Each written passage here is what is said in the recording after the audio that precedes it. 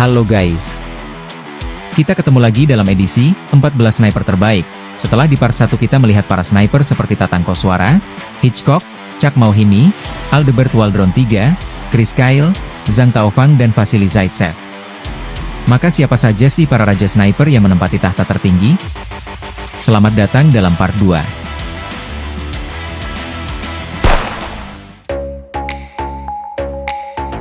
Di posisi ketujuh ada Lyudmila Pavlyuchenko. Ia seorang wanita, dan ia dijuluki oleh musuhnya sebagai The Lady Death. Total rekornya adalah 309 kill confirm. Ia juga legenda di Soviet, bersenjatakan sepucuk senapan semi-otomatis Tokarev SVT-40, Lyudmila pernah berhasil membunuh 36 orang dalam Perang Dunia Kedua, dan hebatnya ke-36 orang itu semuanya adalah sniper Jerman Nazi. Dalam karirnya Pavlyuchenko awalnya ditugaskan ke area dekat Odessa, dan dalam waktu kurang dari 3 bulan, dia membunuh 187 tentara Jerman. Dia kemudian dikerahkan ke Crimea, di mana disinilah dia menghabisi 36 penembak jitu musuh.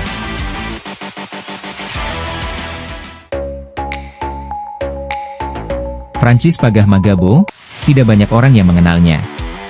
Ia adalah anggota First Nations Canada Army dan sukarelawan dalam Perang Dunia Pertama pada tahun 1914. Canadian Encyclopedia mencatat bahwa Pagah Magabo dibesarkan dalam tradisi suku Anishinaabe, yang memiliki tradisi dan banyak pengalaman berburu, sehingga dalam misinya sebagai sniper ia menggunakan pengalaman berburunya. Pada malam hari, ia menggunakan keterampilan itu untuk menyusup ke tanah tak bertuan, ruang kosong di antara parit, menunggu dengan sabar tanda-tanda kehadiran tentara Jerman, sehingga tidak heran ia memiliki rekor membunuh 378 kill confirm. Pagah Magabo juga membawa 300 tentara Jerman hidup-hidup dan mengakhiri perang sebagai prajurit pribumi dengan penghargaan tertinggi dalam sejarah negara Kanada. Senapan yang digunakan oleh Pagah Magabo adalah jenis Ross Rifle yang dianggap sebagai senjata terburuk dalam sejarah menurut laporan The National Interest. Di posisi kelima ada nama Fyodor Ohlopkov. Seperti yang tercatat dalam History Collection, Fyodor Ohlopkov adalah seorang etnis Yakut dari bagian timur Rusia yang sekarang disebut Republik Saha. Dalam buku Rusia as Heroes, sejarawan Albert Axel mengatakan bahwa etnis Yakut dikenal karena keterampilannya dalam melacak dan memburu serta penembak jitu yang ahli.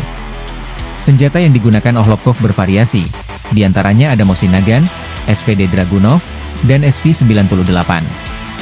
Ohlopkov tertarik menjadi sniper setelah seorang sniper Jerman membunuh saudaranya Vasily. Total korbannya diperkirakan mencapai 1.000 orang di utara, tapi korban yang masuk penghitungan penembak jitu resminya berjumlah 429 kill confirm. Ohlopkov dianugerahi kehormatan sebagai pahlawan Uni Soviet pada tahun 1965 dan menerima Ordo Lenin pada tahun 1974. Posisi keempat ada nama Nikolai Yakovlevich Ilyin. Informasi tentangnya tidak banyak, namun ia adalah sniper tentara merah Rusia di divisi 50 Guard Rifle yang berkiprah di medan perang Stalingrad pada kisaran tahun 1942 hingga 1943. Dilansir dari warhistorionline.com, mengatakan bahwa rekornya adalah sekitar 494 kill confirm, atau 496 versi buku, Sniper Training Techniques and Weapon, yang ditulis Peter Brooksmith. Senjata andalannya adalah Mosin Nagant buatan Soviet. Namun sumber militer menyatakan bahwa Nikolai gugur dalam medan tempur pada 4 Agustus 1943 akibat tembakan senapan mesin musuh. Di posisi ketiga ada Mayor Erwin Konik alias Heinz Torvald. Tidak banyak referensi siapa sebenarnya Konik ini, dan eksistensinya masih menjadi perdebatan di kalangan sejarawan. Namun ia diketahui sebagai seorang mayor dan kepala sekolah sniper Wehrmacht Nazi Jerman. Dari Wikipedia disebutkan bahwa Erwin Konik adalah seorang sniper Wehrmacht yang terbunuh oleh sniper legendaris Soviet Vasily Zaitsev selama berkecamuknya pertempuran Stalingrad tahun 1942 hingga 1943. Identitas Erwin Konik ini sempat dipertanyakan karena tak ada catatan selain bersumber dari memoir Zaitsev. Zaitsev mencatat mengetahui identitas Konik setelah merampas dokumen dari jasad Konik dan terungkaplah dia adalah kepala sekolah sniper di Berlin. Sebaliknya, dari pihak Jerman tak ada catatan dokumen yang menunjukkan bahwa nama Erwin Konik pernah bertempur. Namun dalam buku yang dibuat Peter Brocke-Smith, Koenig tercatat berhasil menembak 500 kill confirm.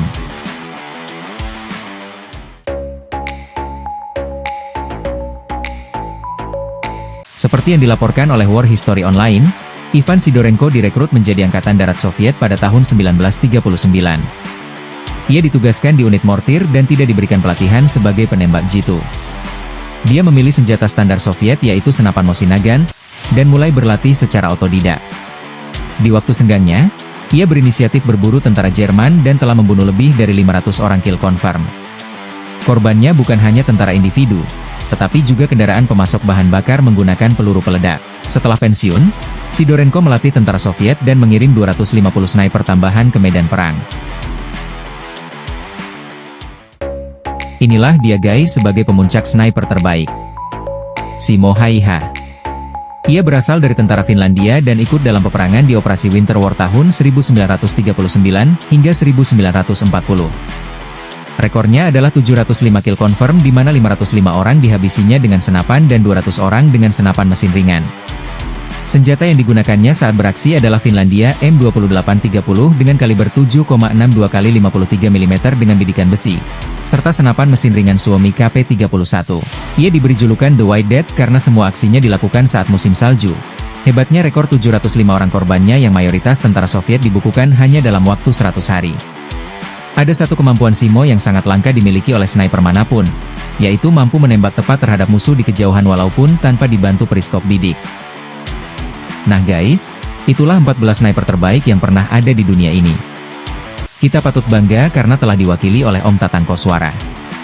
Sekian dulu edisi kali ini dan jangan lupa like, komen dan subscribe. Terima kasih telah menonton.